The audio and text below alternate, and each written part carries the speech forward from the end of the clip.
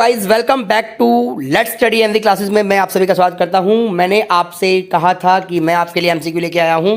अगर आपने first part नहीं देखा तो आप फर्स्ट पार्ट देखिए, क्योंकि वहां पर मैंने आपको पूरा ओलंपिक चैप्टर को बहुत अच्छे से डिस्कस किया है। अब यहां पर मैं आपके लिए एमसीक्यू लेके आया हूं, और अगर आपने वो वीडियो देखा है तो आपके ये एमसीक्यू एक भी गलत नहीं होने वाले। तो चलिए शुरू करते हैं आज का लेक्चर।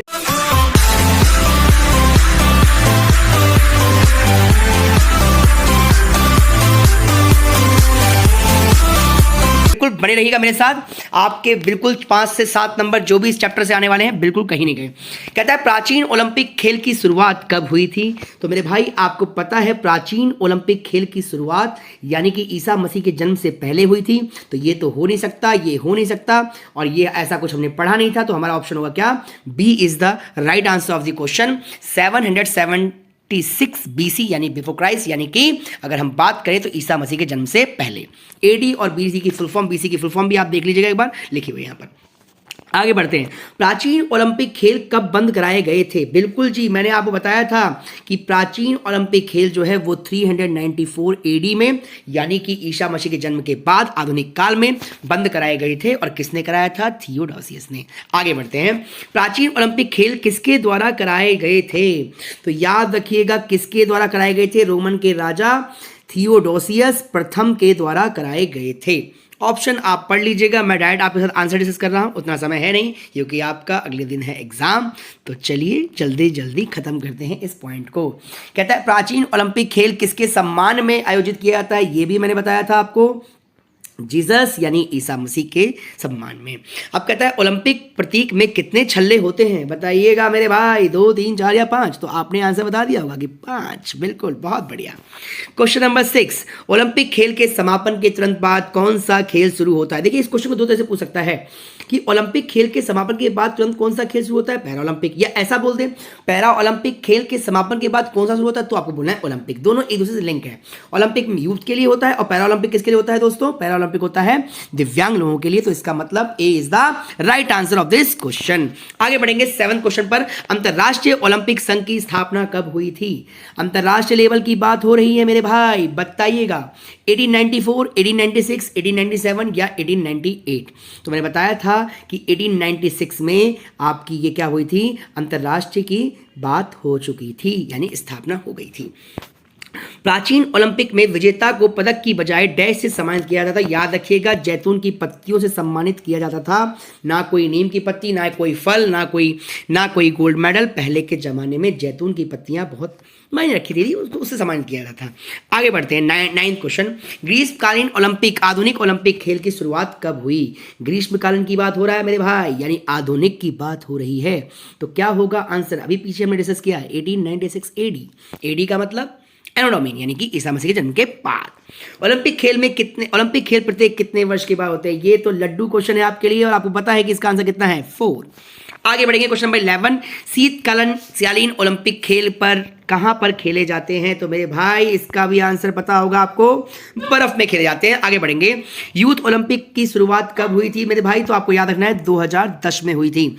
आगे बढ़ेंगे। निम्न में से किस खेल में दिव्यांग भाग लेते हैं? तो यूथ ओलंपिक में लेते हैं या पैरा ओलंपिक में? तो आपको पता है पैरा ओलंपिक में क्या करते हैं? पैरा ओलंपिक में क्या करते हैं भाई साहब? पैरा ओलंपिक में दिव्यांग भाग लेते हैं। आगे बढ़ेंगे। पैरा ओलंपिक खेलों को आरंभ करने का श्रेय किसे जाता है? बिल्कुल याद रखिएगा, गुट गुट गुट गुट गुट गट गट गट, यानी कि सॉरी गुट तो नहीं, यानी आपको याद रखना है सर लुडविग गटमैन। मैन साहब हैं ये हमारे, गटमैन साहब, और इन्हीं को श्रेय जाता है।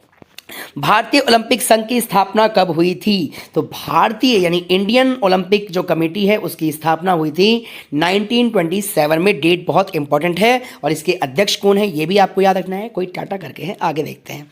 भारतीय ओलंपिक संघ के पहले अध्यक्ष कौन थे? लीजिए मैंने आंसर ही बता दिया, सर दोराबाजी टाटा जी हैं। आगे बढ़ेंगे। ये भारतीय थे, इंटरनेशनल के भी बाकी हैं। भारतीय ओलंपिक संघ के उद्देश्य क्या है? तो ओलंपिक खेल को बढ़ावा देना, बिल्कुल ठीक है जी। खेलों का विकास करना, बिल्कुल ठीक है।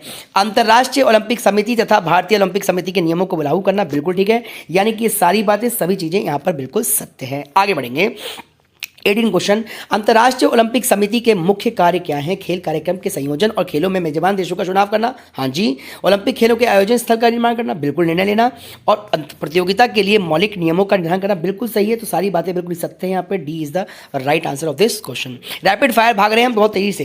कहता है ओलंपिक खेलों का चिन्ह उसके झंडे पर मौजूद आपस में जुड़े 5 रंग के छल्ले हैं। तो 5 रंग के छल्ले दुनिया के क्या चीज को दर्शाते हैं? देश को, महासागर को, या किसी को भी नहीं, या फिर महाद्वीप को? तो बताया था मैंने आपको कि कॉन्टिनेंट यानी महाद्वीप को दर्शाते हैं। नीला रंग का छल्ला डैश को दर्शाता है मेरे भाई। तो नीला रंग का छल्ला किसको दर्शाता है? यूरोप को दर्शाता है। आगे बढ़िएगा।